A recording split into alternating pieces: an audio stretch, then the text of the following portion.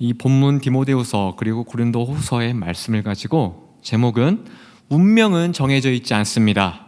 운명은 하나님이 주관하십니다 라는 제목으로 하나님 말씀 증거하도록 하겠습니다. 익숙한 단어입니다. 금수저, 은수저, 흙수저. 익숙하시죠? 많이 들어보셨죠? 2015년도부터 이 이야기가 나온 것 같아요. 영어 표현인데요, 발음이 안 좋아요. 콩글리시입니다. Born with a silver spoon in one's mouth. 네, 해석하면 은수저를 물고 태어나다. 미국 속담인지 영국 속담인지 모르겠어요. 아무튼 여기에서 처음에 시작됐대요. 이게 태어나자마자 부모의 직업, 경제력으로요 본인의 수저, 즉 운명이 딱 결정이 된다는 거예요. 바뀌지 않는다는 겁니다. 과거와는 달리요, 최근 세대로 올수록 학력 그리고 계층, 직업의 대물림이 더 굳어진대요. 그리고 전문가들이 이렇게 얘기를 합니다. 개천에서 용나는 시대는 이제 끝났다. 이러한 사실을 실증적으로 보여주는 연구 결과도 몇 가지가 있다고 합니다. 사실인지 모르겠는데요, 성도 여러분, 이러한 사회를 살아가는 요즘 젊은 세대들, 이 세대들이요 붙인 유행어가 무엇입니까? 바로 수저 계급론. 들어보셨죠? 네이버에 치면 바로 나옵니다. 수저 계급론. 무슨 수저입니까? 금수저? 네. 우리 은재청님 무슨 수저입니까? 다이아 수저? 네.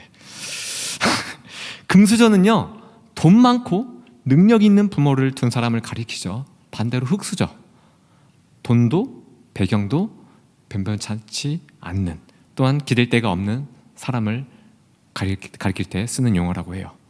노력보다는요 이 부모의 배경에 따라서, 이 부모의 재산에 따라서 장래가 결정되고 또 계급이 정해진다는 것에 대한 요즘 사람들의 표현법이라는 거예요. 이 수저 계급론이요.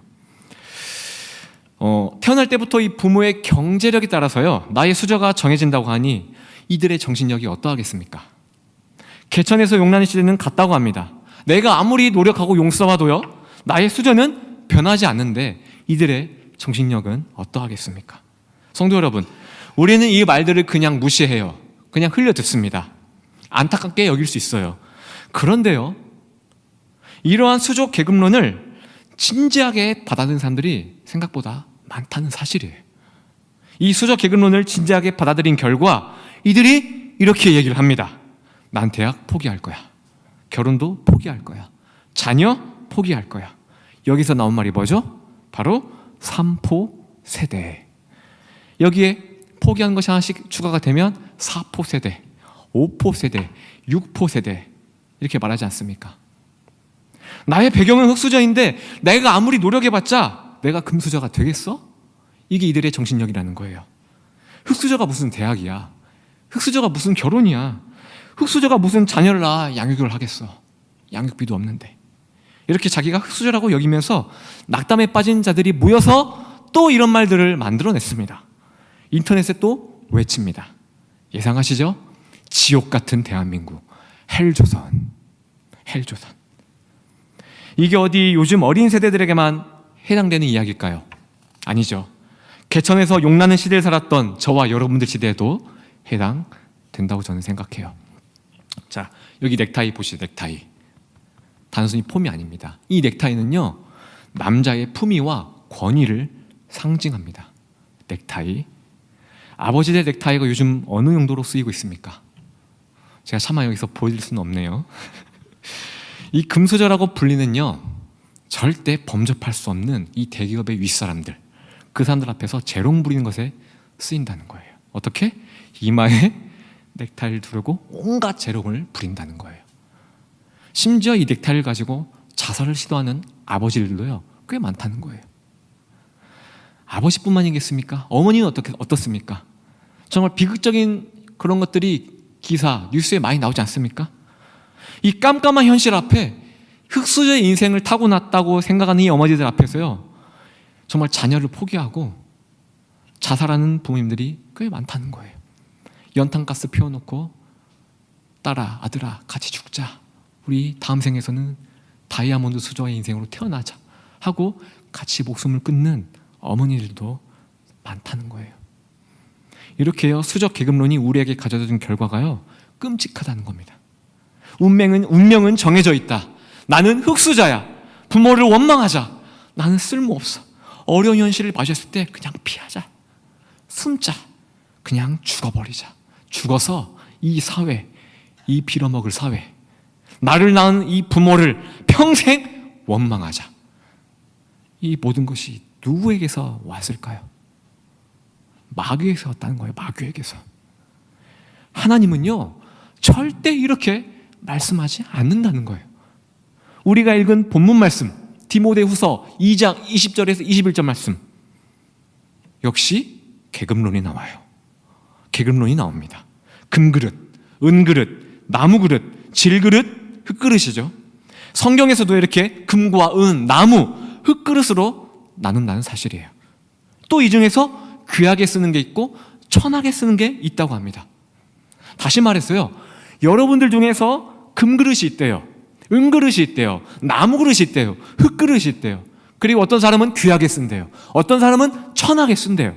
하나님 말씀이에요. 그런데 성도 여러분, 우리가 정말 놓치지 말아야 할 중요한 사실이 본문에 기록되어 있습니다. 그러므로 누구든지 금이든 은이든 나무든 흙이든 누구든지 이런 것에서 자기를 깨끗하게 하면 귀히 쓰는 것이 되어 거룩하고 주인의 쓰심에 합당하며 모든 선한 일에 준비하는 그릇이 되리라. 아멘. 이게 세상과 하나님의 차이라는 거예요. 마귀는요, 우리에게 운명은 정해졌다고 해요. 금수저이면 끝까지 교만하게 살라고 해요.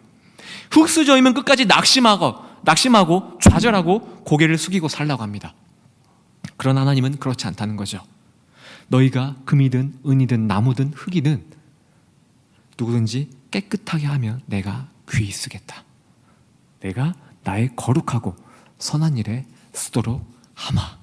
이것이 하나님의 말씀이라는 겁니다. 하나님은요, 그릇을 만든 재질, 금, 은, 나무, 흙을 중요하게 여기지 않는다는 거예요. 하나님은요, 너의 그릇이 얼마나 깨끗하냐, 이것에 초점을 맞추신다는 사실이에요. 화려한 배경과 스펙을 가진 금그릇의 인생을 산다 할지라도요, 깨끗하지 못하면 하나님은 버리신다는 거예요.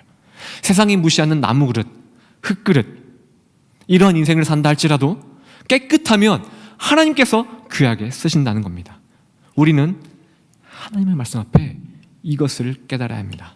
질그릇이 금그릇 되려고 발버둥 칠 것이 아니라, 질그릇이 금그릇 되려고 발버둥 칠 것이 아니라 하나님께서 만들어주신 그대로 깨끗하게 살면 하나님께서 보잘것없는 질그릇에 말로 다할 수 없는 보배를 담아 귀하게 사용해 주신다는 것입니다. 여러분의 배경이 나무든 흙이든 상관없습니다.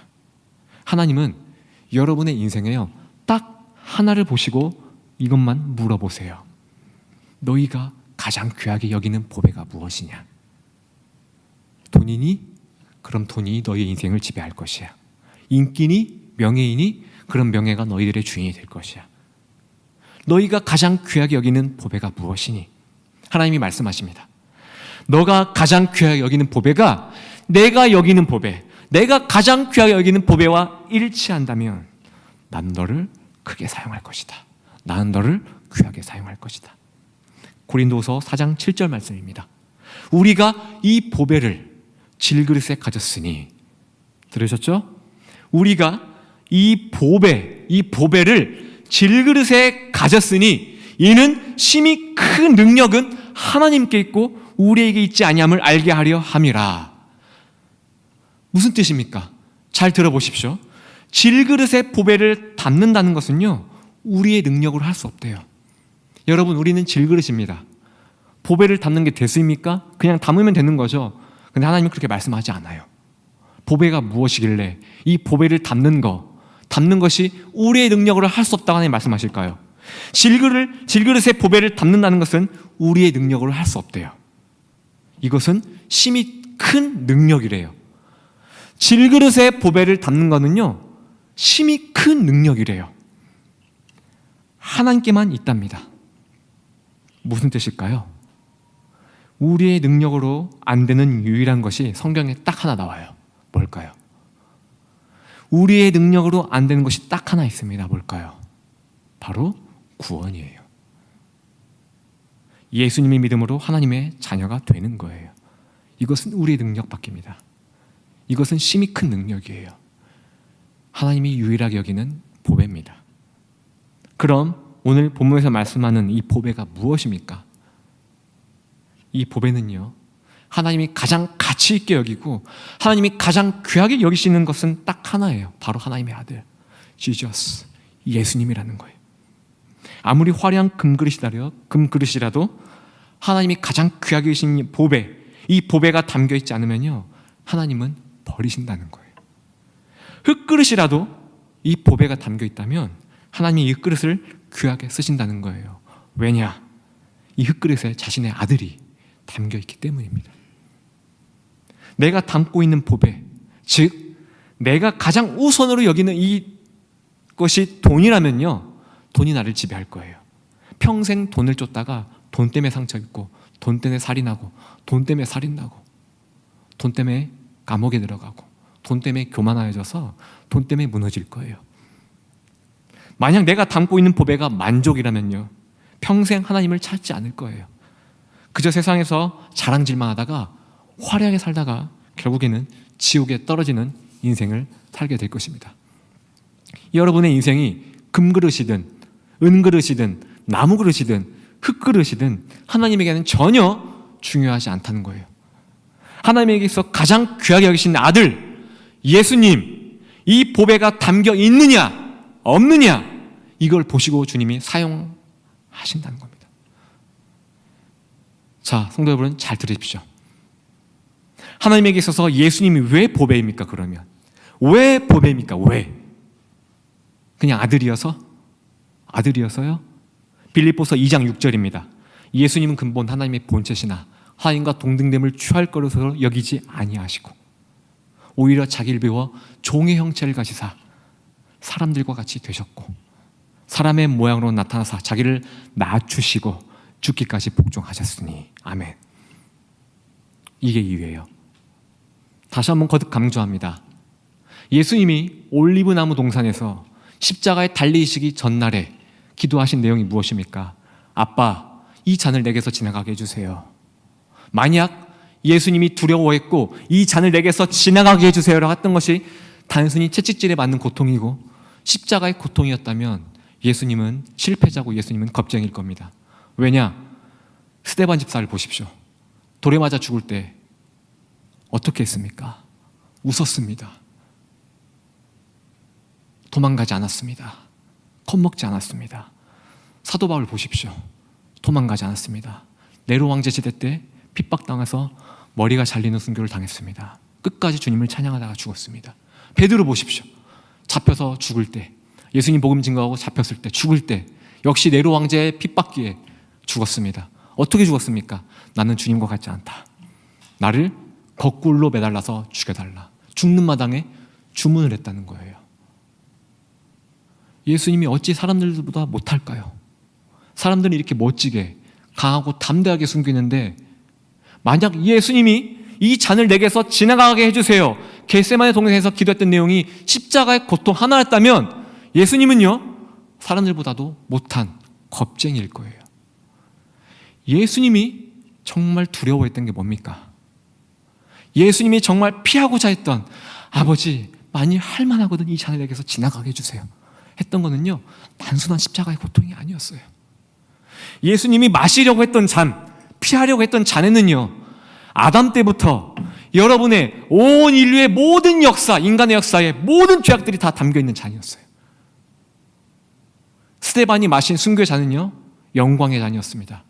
베드로가 마신 순교의 잔은요, 영광의 잔이었어요. 그러나 예수님이 마시려던 잔은요, 우리의 모든 인류의, 아담 이후의 모든 인류의 죄악들이 다 담겨있는 잔이었어요.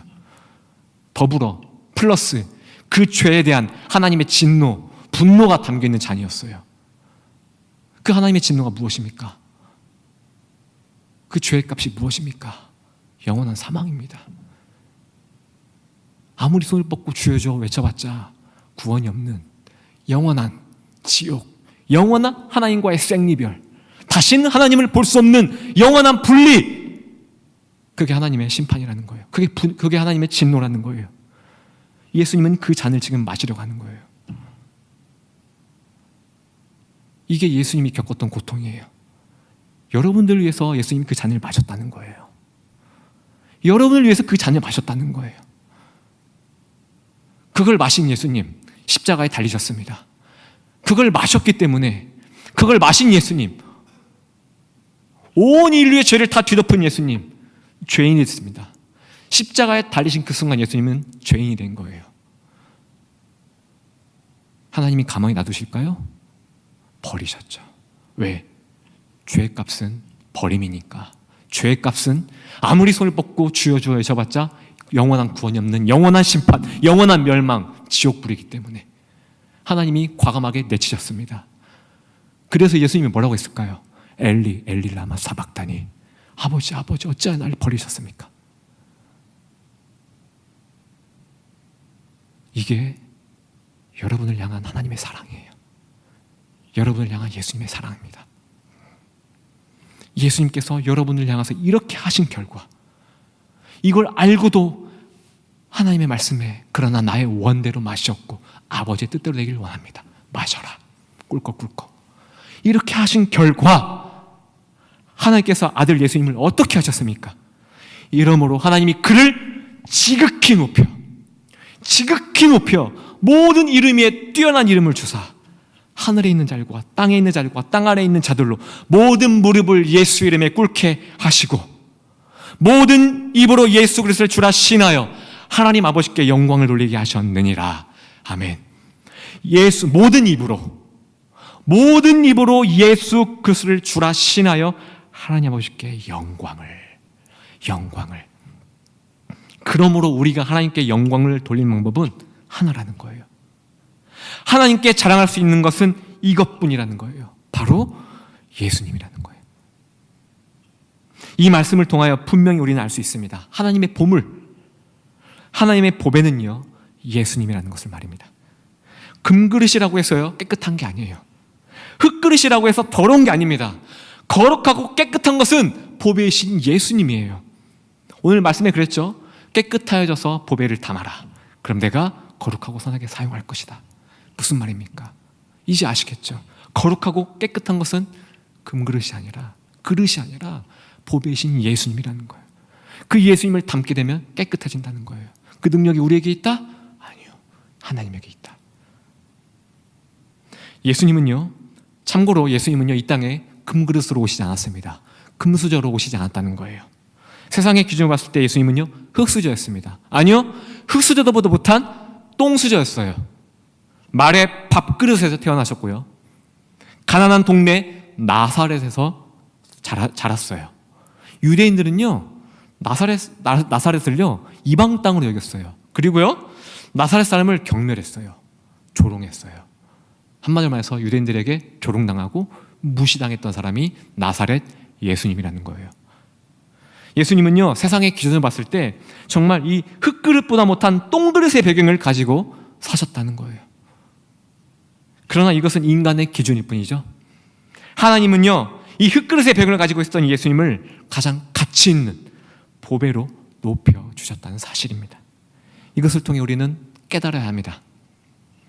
우리의 사회적 위치, 배경 따위는요, 전혀 중요한 게 아니라는 것을 말입니다. 보배이신 예수님을 품고 보배이신 예수님을 바라보고 산다면 하나님은 우리의 인생을 예수님과 같은 보배로운 인생으로 만들어 주신다는 사실입니다. 사울을 보십시오. 금그릇 같은 스펙을 가지고 있던 사람이었어요. 그러나 사울 안에는 하나님이 없었어요. 그에게 있어서 보배는 자신과 사람들의 이목이었어요. 하나님께서 금그릇 같은 사울을 버리셨습니다. 다윗을 보십시오. 가족에게 무시와 버림을 받았습니다. 천한 목동일을 하는 보잘것없는 사람이었어요. 그러나 그 안에 하나님이 있었어요. 보배가 있었다는 겁니다. 하나님이 어떻게 사용하셨습니까? 이스라엘을 거룩하게 만드는 왕으로 삼으셨다는 거예요. 오늘의 본문 말씀처럼 하나님의 선하시고 거룩한 일에 쓰임받는 그릇이 바로 다윗이었다는 겁니다. 사랑하는 성도 여러분, 여러분은 각자 다양한 그릇들입니다. 어떤 분은 금그릇, 은그릇, 나무그릇, 흙그릇, 다양합니다. 마귀는요, 우리에게 이렇게 얘기합니다. 그릇의 재질을 보라고 말해요. 그릇의 재질. 그러나 그릇의 주인이신 하나님은요, 깨끗하여 보배를 담고 있으라고 말씀한다는 거예요. 그 보배만을 바라보라는 거예요. 마귀의 거짓에 넘어가지 마십시오. 그릇을 창조하신 분은 마귀가 아닙니다. 하나님입니다. 우리를 사용하시는 분은요, 마귀가 아니라 하나님이라는 거예요. 하나님께 쓰임받는 기준은요, 재질이 아닙니다. 보배를 담고 있느냐 없느냐 이거라는 거예요. 하나님이 가장 귀하게 여기시는 아들, 이 예수님만을 바라보시길 바랍니다. 이 예수님이 하신 말씀을 청종하십시오. 이 예수님이 하신 명령에 순종하십시오. 예수님만을 바라보라는 거예요. 예배자가 되라는 거예요.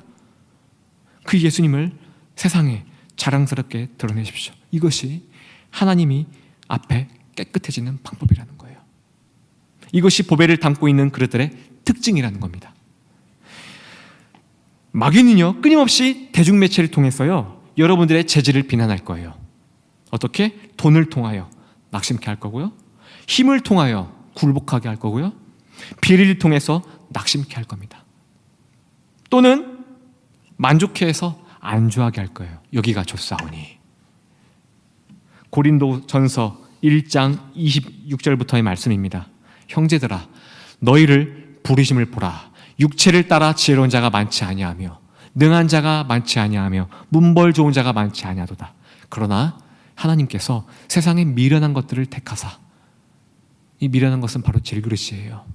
택하사 지혜 있는 자들을 부끄럽게 하시려고 세상에 약한 것들을 택하사 강한 것들을 부끄럽게 하려 하시며, 하나님께서 세상에 천한 것들과 멸시받는 것들과 없는 것들을 택하사 있는 것들을 패하려 하시나니 이는 아무 육체도 하나님 앞에서 자랑하지 못하게 하려 하심이라. 아멘. 세상이 여러분을 향하여 미련하다, 약하다, 보잘것없다, 천하다, 넌 가진 게 아무것도 없구나 라고 비난하여도 괜찮다는 거예요. 하나님은요, 그런 연약한 우리를 택하시고 강력하게 사용하실 것이라고 약속하셨습니다. 왜냐? 하나님의 자랑, 하나님의 보배, 예수님을 여러분들이 담고 있기 때문이에요. 하나님 앞에서 그 무엇도 예수님 외에는 자랑할 것이 없기 때문입니다.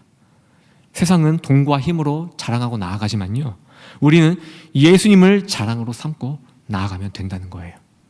그래서 마지막 말씀에 이는 아무 육체도 하나님 앞에서 자랑하지 못하게 하려 하심이라. 아멘. 예수님밖에 없다는 거죠. 돈과 힘, 이 그릇의 재질로 자랑 삼으며 사는 사람들은요, 결국 모두 하나님께 버림받을 것입니다. 그리고 이 질그릇을 가진 연약한 사람들에게 반드시 부끄러움을 당하실 것입니다. 왜냐? 질그릇을 가신 우리와 같은 이 연약한 사람들에게는요, 예수님만이 자랑이기 때문이에요. 이 예수님이라는 보배를 담고 있기 때문입니다. 사랑하는 성도 여러분, 말씀을 마치겠습니다. 여러분의 보배가 예수님이 되길 바랍니다. 그래서 하나님이 계획하시고 또 거룩하고 선하신 일에 쓰임받는 합당한 그릇들이 되시기를 예수님의 이름으로 간절히 기도드립니다.